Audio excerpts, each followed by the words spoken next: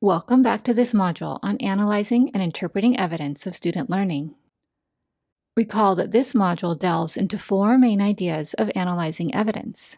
They are: analyze relative to your learning goals and success criteria, compare evidence to a likely range of student responses, use multiple sources and in-the-moment evidence, and take account of students' prior knowledge and experience. This video will focus on the fourth idea, taking account of students' prior knowledge and experience when interpreting evidence. In formative assessment, teachers benefit from knowing what resources students bring to the classroom. These resources are also referred to as students' cultural funds of knowledge. This knowledge is especially important when analyzing evidence because how students are accustomed to sharing what they know makes a difference in the type and quality of evidence they make available. Youth have particular practices, ways of using language, and other learning resources that they use in their everyday lives that influence how they demonstrate their understandings and skills. Students' communication and participant styles are also based on the norms and values of their communities and families. Within cultural groups, individual students also include the full range of variability in terms of personality, ways of speaking, and sociolinguistic levels. In further considering cultural norms, if a community value is that it is appropriate to wait until mastering a skill before publicly performing, then students may feel that they should wait to demonstrate a skill in front of the whole class until they are very good at it. Taking this knowledge into account, a teacher can understand that a student's reluctance to respond may not indicate a lack of understanding or skill. To gain accurate evidence, a teacher may choose to ask some students to share in small groups or one-on-one during the practice stage of learning. In addition, the teacher can work on reframing for the students what whole group sharing means in their classroom, e.g., thinking of it as more of a workspace with co-participants rather than as a public space. With any scenario, it is critical that teachers establish relationships early on with students in order to ensure that they are able to participate in learning experiences in line with their learning needs. In short, in formative assessment, teachers do not interpret evidence in a vacuum. They know their students and can leverage this knowledge when interpreting what the evidence means and then deciding what to do next. Knowing about students' prior knowledge, experience, and culture helps teachers to develop a contextual understanding of their students' learning. This does not mean that teachers have a fixed view of their students' abilities or have low expectations for some students. Rather, it means that teachers are sensitive analysts who take into account their knowledge of students in understanding what student responses mean and to make well-informed decisions for advancing learning. Good teachers understand their students' cultures and backgrounds and also have rich knowledge of their prior learning. If teachers think that their analysis of evidence might be flawed because of what they already know about the student, then they will need to either corroborate or disconfirm their analysis by collecting and analyzing additional evidence before making decisions about next steps.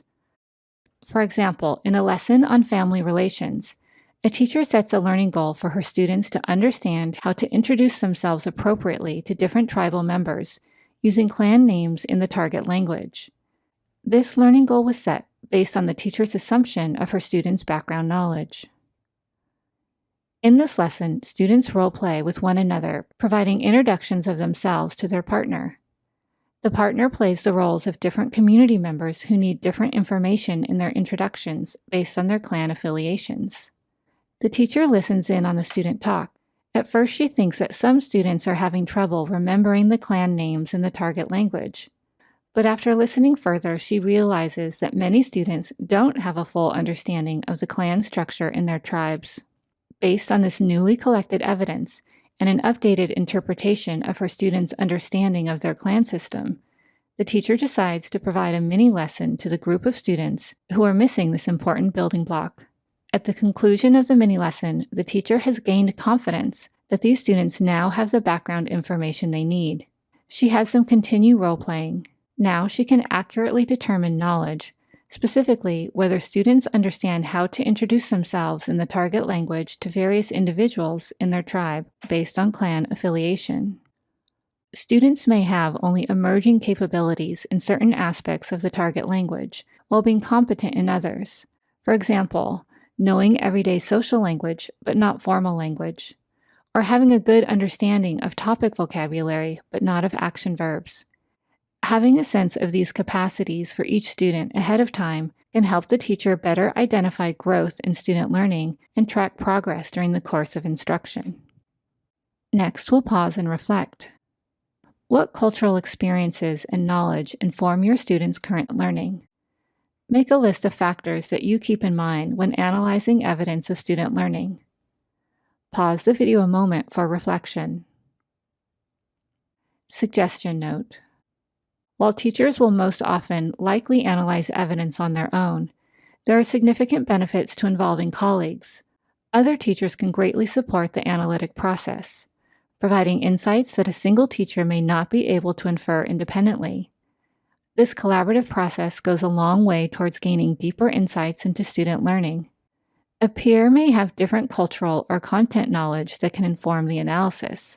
Additionally, the act of discussion itself often helps develop a teacher's thinking about the meaning of evidence. Now you've completed the suite of videos for analyzing evidence.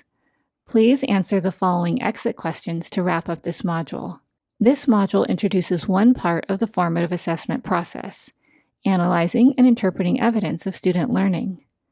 List 2 ideas that you think will help you be more effective in analyzing evidence.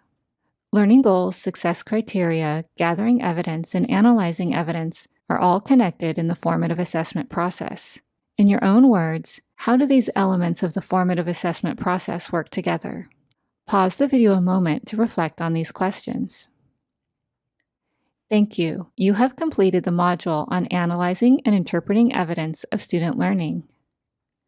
This video draws on training modules created by CRESST for the Colorado Department of Education. We thank the Colorado Department of Education for enabling us to share this work.